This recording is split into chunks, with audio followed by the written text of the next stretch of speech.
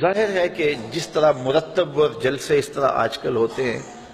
دور رسالت مآب میں اس طرح کا تو رواج تھا ہی نہیں۔ اب جتنے بھی مسالک اور مذاہب کے اندر ہوتے ہیں، پروگرام ہیں، جلسے ہیں، تقریبات ہیں، جلوس ہیں، تو اس طرح کا سٹائل اس دور میں تو یقیناً تھا نہیں۔ مرور زمانہ کے ساتھ جو ہے یہ چیزیں آ گئی، لیکن روح اگر وہی ہے تو اختلاف نہیں ہے۔ باقی اس عنوان سے بیٹھے ہوں، بات کی ہو، تو یہ صحیح احادیث سے ثابت ہے۔ حضرت امیر معاویہ رضی اللہ تعالیٰ عنہ کی مرویات سے ہے کہ حضور علیہ السلام مسجد نبوی میں تشریف لائے تو صحابہ بیٹھے ہوئے تھے، تو بیٹھ کر کے وہ ان کا باہمی کسی عنوان سے گفتگو کا، جلسے کا سٹائل تھا، بلکہ حدیث کے لفظ ہیں کہ حضور آئے تو فرمایا ما اجلسکم، تم کیوں بیٹھے ہوئے ہو، تمہارے اس جلوس کا، بیٹھنے کا، جلسے کا کیا مقصد ہے؟ تو صحابہ نے جو جواب دیا وہ سننے کے قابل ہے۔ انہوں نے کہا جلسنا نذکر اللہ و نحمدہ علی ما ہدانا للاسلام و من علینا بک، حضور ہمارے بیٹھنے کا مقصد یہ ہے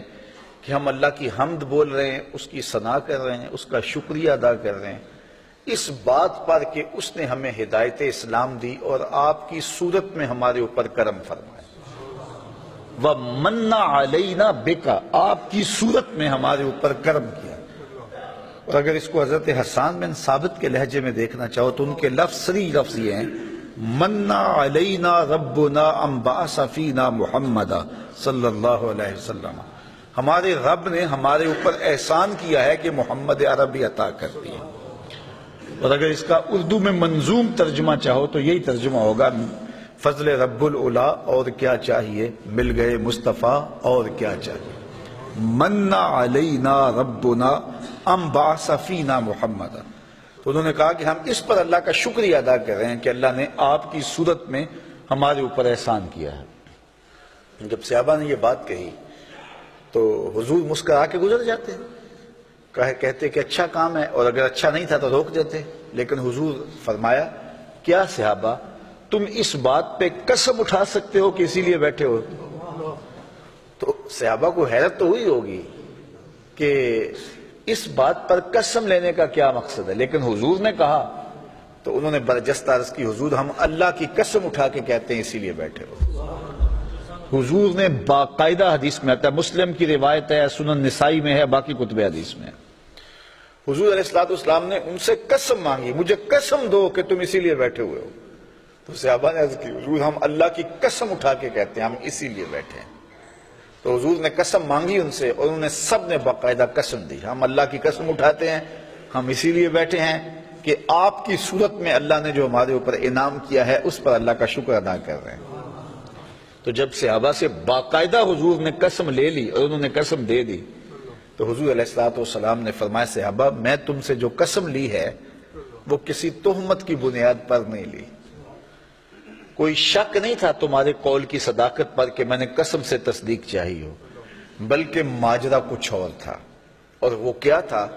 کہ میں حجرے میں تھا، اتانی جبریل علیہ السلام، میرے پاس حضرت جبریل امین آئے،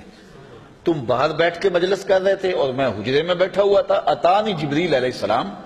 اور میرے پاس جبریل امین آئے، فاخبرنی ان اللہ یباہی بکم الملائکہ، مجھے جبریل نے آ کے خبر دی اے صحابہ تمہارے اس عمل پر اللہ فرشتوں میں فخر کر رہا ہے، تمہارے اس عمل پر، فاخبرنی ان اللہ یباہی بکم الملائکہ، تمہارے اس عمل پر اللہ فرشتوں میں ناز کر رہا ہے، فرشتوں میں فخر کر رہا ہے کہ میں نے ان کو ایک نعمت دی تھی، کتنے قدردان ہیں کہ اب بھی بیٹھ کے اس کا شکریہ ادا کر رہے ہیں۔ اللہ اکبر۔ تو مجھے بتائیے آج اگر میں اور آپ بیٹھ جائیں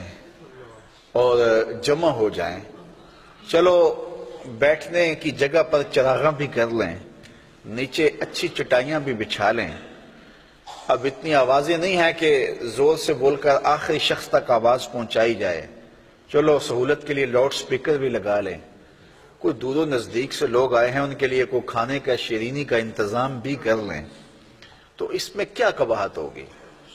یہ کیا بالکل اسی مجلس کا تسلسل دکھائی نہیں دیتا؟ ہاں اگر ضد ہے